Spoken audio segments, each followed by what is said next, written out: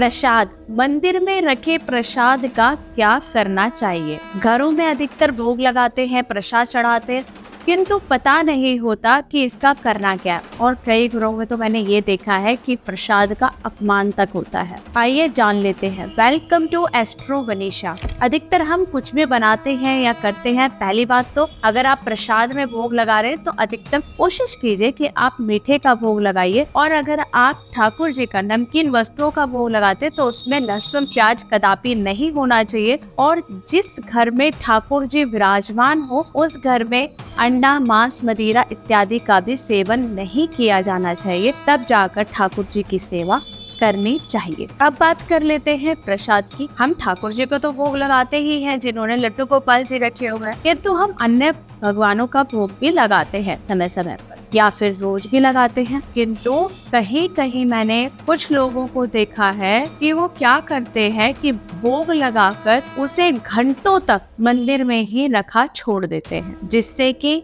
मंदिर में रखे हुए भोग घंटों तक, और वो बोलकर भी भोग नहीं लगाते, वो आवाहन भी नहीं करते, प्रभु से भोग लगाने का आग्रह भी नहीं करते।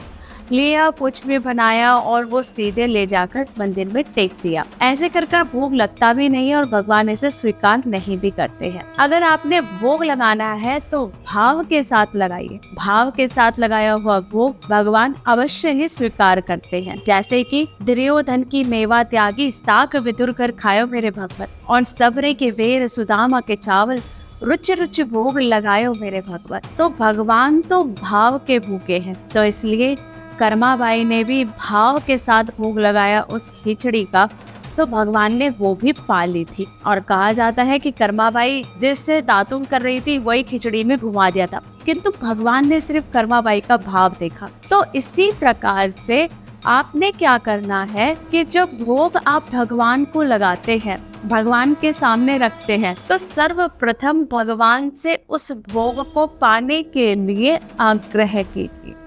कोई भजन गाइए, कोई गीत गाइए, भगवान को मनाइए, कहिए कि आओ भगवान भोग लगाओ, और ऐसा भोग लगाओ मेरे भगवान सब अमृत हो जाए है। और जब वो भोग आप पर्दा लगाकर भोग लगा रहे हैं तो साथ के साथ ही वो भोग लगाने के बाद अन्य जो प्रसाद है उसमें मिक्स कर लेना चाहिए। कुछ लोग क्या करते हैं, साथ के साथ या बांट देना चाहिए, बांटने वाला प्रसाद है। कुछ लोग भोग की थाली रखने के बाद घंटों तक वो भोग रखा हुआ रहता है प्रभु के सामने, और उसको वो उठाते ही नहीं है। सुबह का शाम को और शाम को सुबह को उठाते हैं। ऐसा बिल्कुल नहीं करना चाहिए। ये इसलिए मैं बोल रही हूँ क्योंकि कुछ घरों में ऐसा देखा गया है कि उन्हें भोग लगाने की जो व्यवस्था है और जो तरीका है वो पता ही नहीं, जिससे भोग का अपमान होता है। और काफी समय तक भोग रखे रहने से जो नकारात्मकता है वो आ जाती है। तो इसीलिए कोशिश करें कि भगवान को भोग लगाने के बाद साथ के साथ उसे उठाकर अन्य भोग में मिक्स कर दीजिए, या साथ के साथ उसे बांट देना चाहिए। उसे काफी समय तक, घंटों तक भगवान के सामने नहीं रखे रहने देना चाहिए। इसी के साथ जय श्री राम। वीडियो अच्छी लगी हो तो वीडियो को लाइक, चैनल को सब्सक्राइब करना बिल्कुल मत भूलना। कमेंट में जय श्री राम जरूर लिखना।